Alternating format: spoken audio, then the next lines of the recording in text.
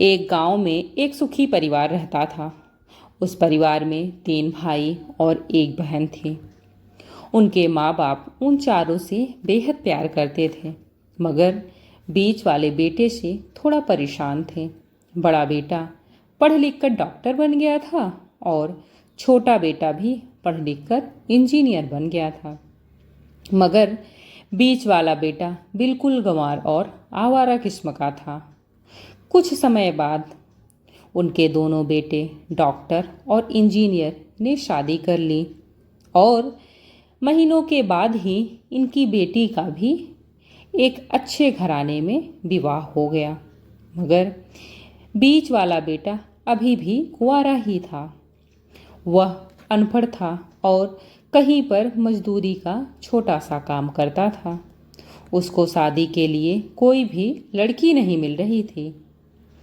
उसके माँ बाप उससे बहुत परेशान हो चुके थे।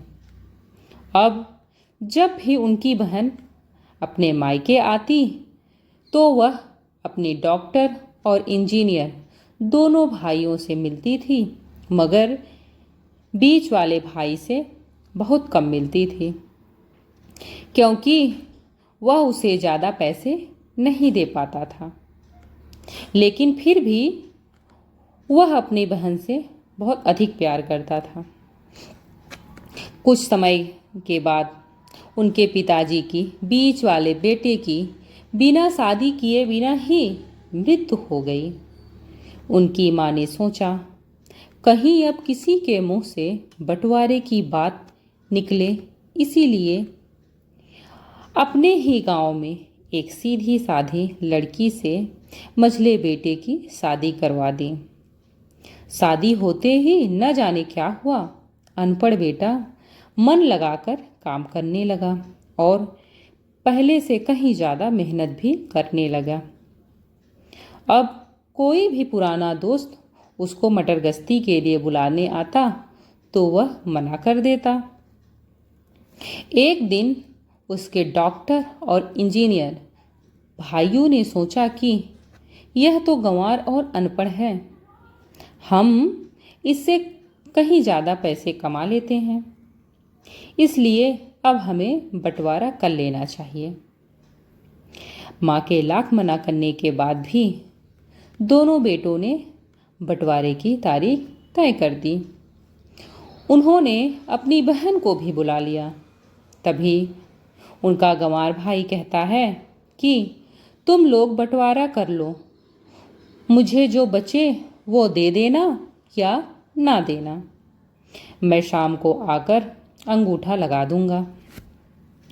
तभी उनकी बहन कहती है, अरे बेवकूफ़, तू तो हमेशा बेवकूफ़ ही रहेगा।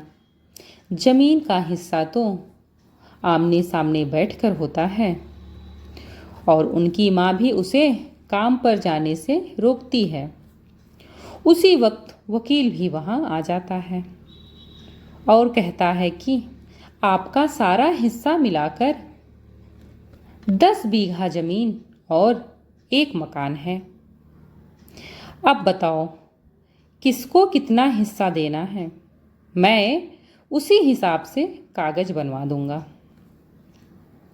तब गंवार भाई कहता है कि वकील साहब, 5-5 बीघे जमीन हमारे दोनों भाइयों के नाम लिख दो और यह हमारा घर है मेरी प्यारी बहन के नाम कर दो। तब दोनों भाई पूछते हैं कि तू अपने हिस्से में क्या लेगा। गंवार भाई कहता है कि मेरे हिस्से में मेरी माँ है। वह अपनी पत्नी की तरफ मुस्कुराते हुए कहता है कि क्यों, क्या मैंने गलत कहा? उस गंवार और अनपढ़ की पत्नी अपनी सास से लिपट कर कहती है, माँ से बड़ी वसीयत क्या होगी मेरे लिए। उसी वक्त उसका गंवार पति भी अपनी माँ से लिपट जाता है। गंवार बेटे और बहू के प्यार ने जमीन जायदाद के बंटवारे को एक सन्नाटे में बदल दिया। तभी बहन अपने गंवार भाई के गले लगकर लिपटकर रोते हुए कहती है कि माफ़ कर दो भैया, मैं आपको सम्मान नहीं दे सकी। तभी उनका भाई कहता है, मेरी प्यारी बहन, इस घर पर जितना अधिकार हमारा है उतना ही तुम्हारा भी है। और रही बात बंटवारे की, तो बंटवारा नहीं करने से जमीन खत्म तो नहीं हो जाएगा। क्यों कहते हैं हम बंटवारा, करते हैं हम बंटवारा, क्यों करते हैं हम बंटवारा? क्या हम एक साथ मिलकर नहीं रह सकते? जैसे हम बचपन में मिलकर खेलते रहते थे। एक साथ मिलकर रहने को ही तो कहते हैं एक अच्छा परिवार। और उनके परिवार को संभालती है एक माँ। तभी उनके दोनों भाई भी बहुत शर्मिंदा होते हैं और वह बंटवारे के सभी कागज को फाड़कर फेंक देते हैं।